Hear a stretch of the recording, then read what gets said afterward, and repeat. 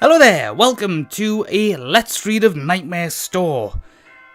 A Let's Read is basically like a Let's Play, but in this case, I'm reading the game book Nightmare Store by Hillary Milton. It's a plot-your-own horror story, and it basically has exactly the same game mechanics as a choose-your-own adventure story, although it's nothing to do with that particular series as far as I'm aware.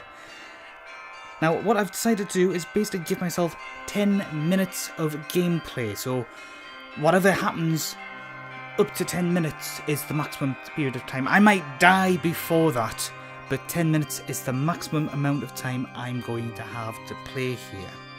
That doesn't include preamble, by the way. This little bit here, well, I'm going to try to keep this just under a minute or so. But first, let's do the introduction.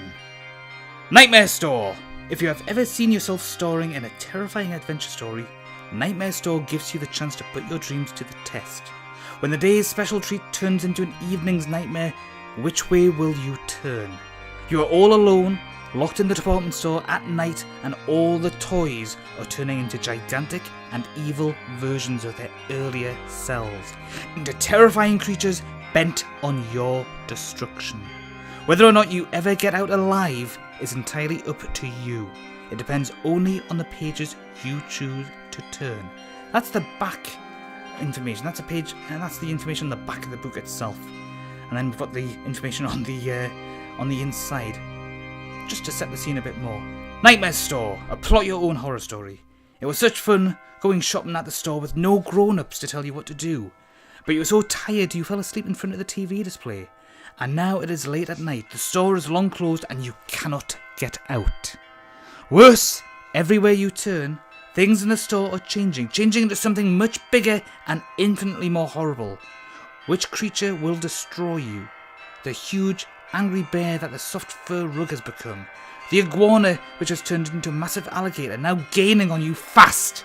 Head swinging from side to side. The enormous spider with blood-red eyes sending out beams of light. Or Purgot, the colossal limping robot. Your life is in your hands. Which way will you turn? Now the actual information on the book goes over 5 pages, which is going to cut into the gameplay time a bit, but never mind. Okay, here we go. Going shopping for yourself all on your own is something quite new and different for you. Home is a small town in Mississippi, not far from the Tombigbee River. Not sure if I'm saying that right, but never mind. But this week, you're visiting your aunt and uncle Louise and Jerry Hardesty in Atlanta. For the past 3 days, they have taken you all over the city, showing you where the Falcons play football, Underground Atlanta, Six Flags Over Georgia, Jungle Land, and even Stone Mountain. Tonight, however, Uncle Jerry has a short meeting with some of his company's officials from out of town, and Aunt Louise is at the hospital, visiting a friend who was injured in an automobile accident. Uncle Jerry suggests that instead of staying home by yourself, you spend the evening in Wallenberg's, the newest and largest department store in Atlanta. And to make it more interesting, he has given you money to buy something for yourself and a gift to take back to your younger brother. Going shopping by yourself, you discover, is more than just a little fun. Nobody says, let's go to the dress shop. Nobody says, let's go look at men's shoes or suits. And nobody tells you not to handle any of the items on display. Oh, it's fun. And Wallenberg's is an especially good place to have fun in.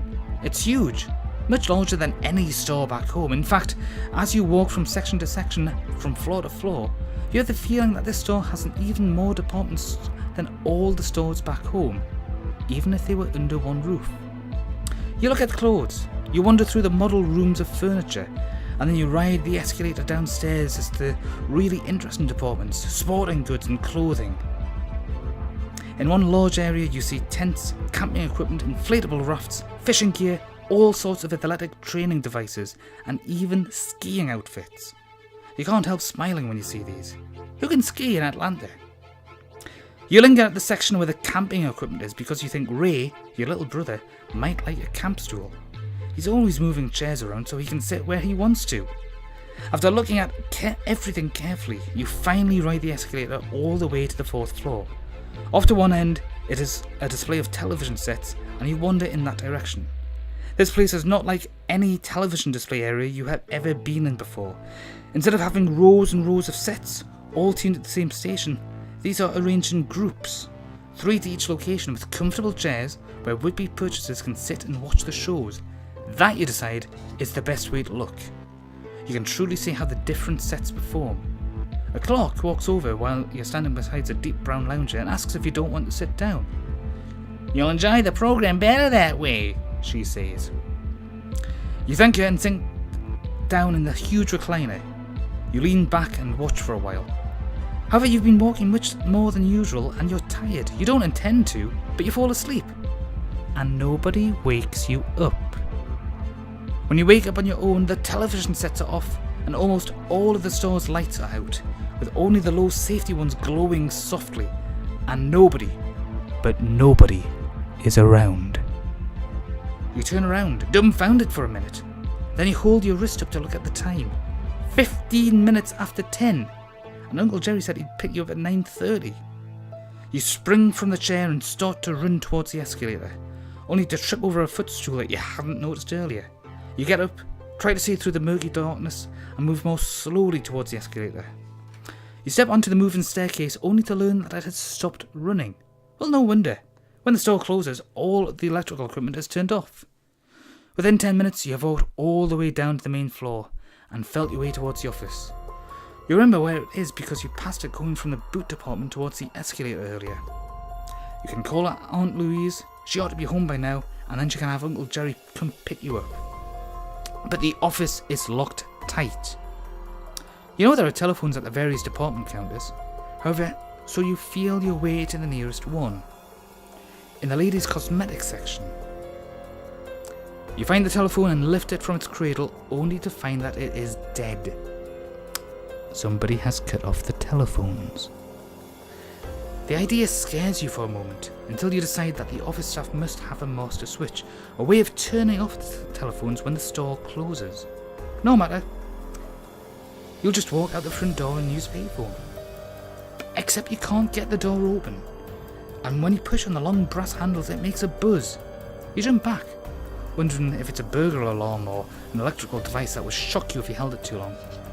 You vaguely remember seeing a phone booth on the second floor, right outside the restroom, so you climb the escalator once more.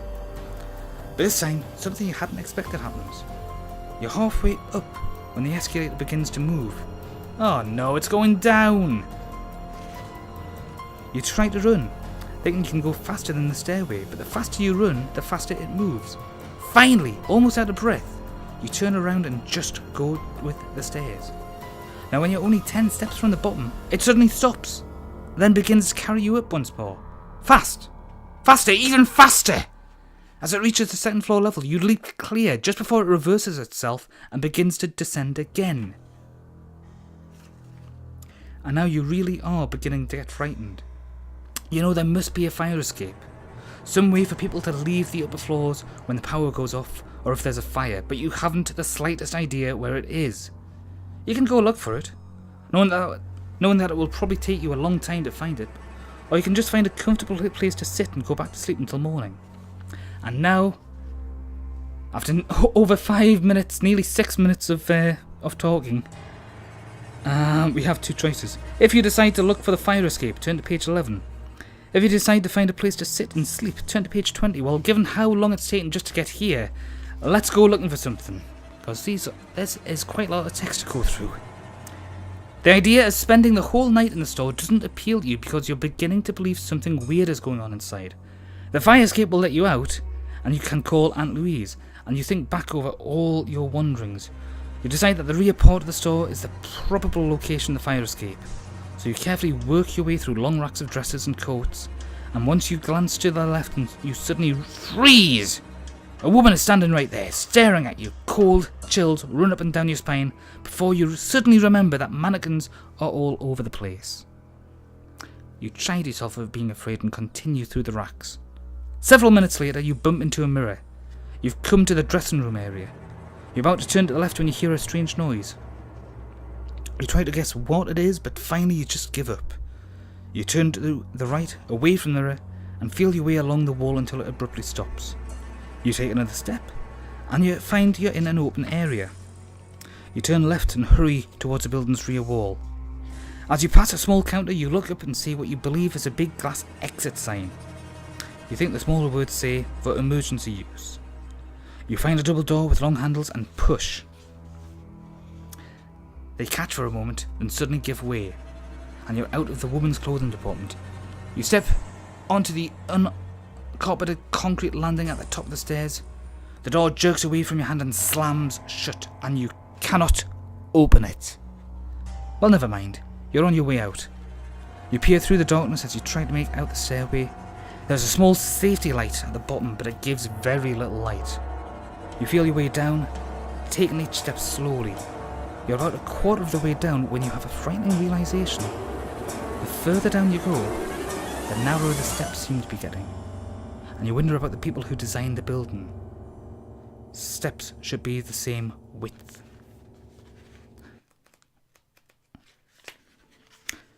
Wait now. The steps weren't built narrower as they descended, not at all. They get narrower now. The outer wall is moving in, and you're suddenly sure of it because the faint light at the bottom is growing fainter. You stop abruptly and catch your breath. If the stairway is getting narrower, how long will it take for the walls to press all the way together, crushing the steps and you? You can run the rest of the way, hoping you don't fall, or you can turn around and scurry back to the little landing, break through the door and escape from whatever the walls here are doing. If you decide to race to the bottom, turn to page 37. If you decide to return to the landing, turn to page 21. I think onwards is better in this case, so 37 it is. Taking a deep breath, you lunge forward, going down the steps in leaps and hoping you won't miss one. Just as the walls come together, you reach the bottom and turn hard to the right. You find a large glass window door with a huge handle. You grab the handle and try to shove it, but it won't give. It's got to, you holler, and push with your shoulder. It remains tightly closed and you know the rear wall is going to crush you against the glass. Without hesitating, you jerk off a shoe and bang at the glass. It shatters and cracks but does not give way. Break! Please break! Just as you begin to feel the pressure of the rear wall against you, the glass yields. You scrape both knees, scampering through the opening. You breathe a sigh of relief as you find a white concrete floor and you pause to catch your breath. After a moment, you try to decide what to do. Ahead of you, well, on the other side of the concrete floor, you spot a wall that appears to be lighted by a reflected glow. Off to your right is a narrow tunnel-like hall, totally dark, except for a greenish light that appears to be leaking through cracks around a door, and barely to your left is a pitch-dark opening. Now we've got two more options to go here, but we've just hit the 10-minute mark. And quite frankly, I want to continue, because 10 minutes really hasn't been enough time to actually do this any kind of justice. So here's our choices. I'm going to go for 20 minutes, so that's 10 more minutes on top of what we've already done. And the choices we have are, if you decide to go towards the reflected light, turn to page 88. If you choose to go towards the green glow, turn to page 111. Oh, we've actually got a third choice. If you think the totally dark opening is safest, turn to page 56. Okay, so remember the rule is now 20 minutes in total, so 10 more minutes. Unless, of course, I die, in which case it's game over, man, game over. Okay, so do we go towards the reflected light, the green glow, or the dark opening? You know, I feel like living dangerously. Let's go for the green glow. That could be something ominous, or it could be a fire exit. You know, one of the emergency exit type things. 111, here we go. Even though the hallway to the right is quite narrow, you select it because the greenish light that leaks from the door makes you think people are there. Somebody who can help you get out of the building.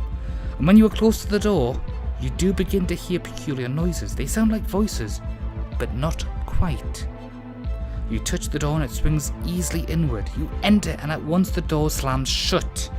A distinct click tells you it has latched itself. You move forward only a couple of steps and abruptly stop. Before you, spread in a circular disarray, are more holiday decorations than you have ever seen. All broken.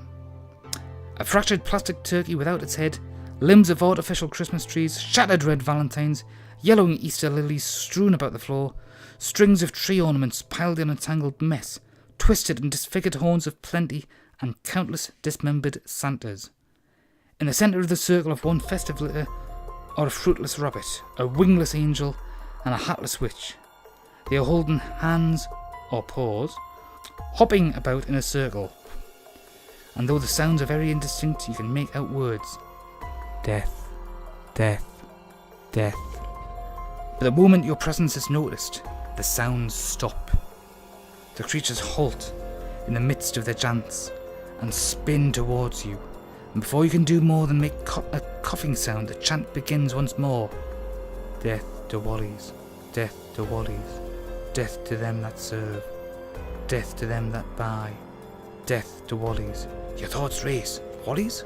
Wallenbergs? Has to be. The chant has to apply to the owners and the people who work in the store. And the customers. You're a customer! You know you'd better run, so you reach behind, fumbling for the door handle. There is none. There is no way to open the door. While you feverishly feel about for the space between the door and the wall, the witch breaks away from the angel and the rabbit, cackles a hair-raising laugh, and skips towards you, stopping as she moves. Stooping as she moves. Got one! Got one! Got one! Her cracked voice seems to say. Before you can protect yourself, she grabs your arm, the bony fingers digging into your warm flesh. You're dragged to the centre of the ring, and while the witch holds you in those bony claws, the angel and the rabbit viciously kick and scratch you. Death, death, death, death to Wallies, death to servers, death to buyers. You want to protest, you want to scream, that you're lost, that you got locked inside the store and all you want is to leave. But your own shrill cry is lost in the din of their chant. This sounds ominous. Let's turn to the next page. Will we survive this or will we die? Place your bets now, mesdames and messieurs. Then above the noise of the shattered creatures comes a roar from the distance, darkened corner. The sound sends cold chills up and down your spine.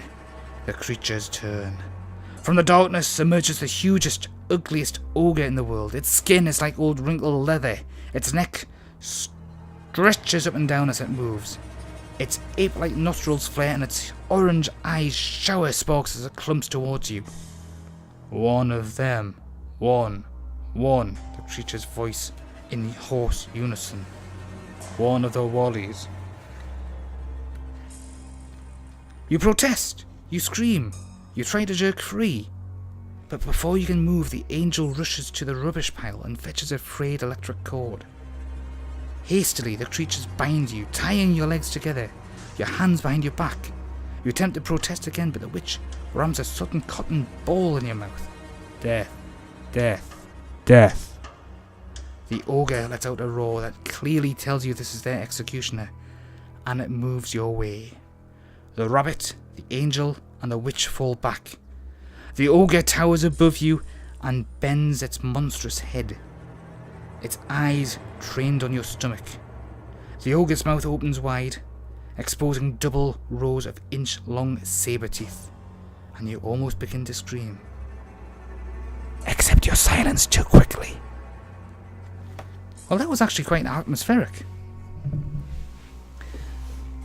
I've got to be honest, I've read a few bad reviews of this particular book, and at just under 16 minutes of gameplay, it does show that time can pass quite quickly when you're reading something that's actually quite good. That's allowing you to enjoy yourself. Time does indeed fly when you're having fun. So yeah, But I've read some bad reviews, and I can't see how any of those reviews were in any way justified. Obviously, it's just down to personal taste.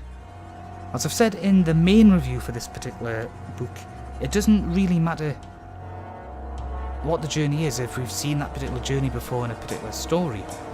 Okay? It's the whole point of what happens from getting from point A to point B.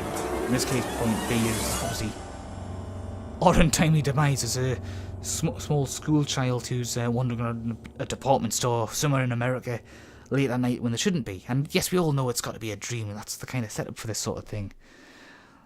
Although, as I haven't successfully completed this book yet, I don't know if that's actually true or not. I would assume that it's all a dream, but one of those dreams where if you die in your dream, then you die in real life.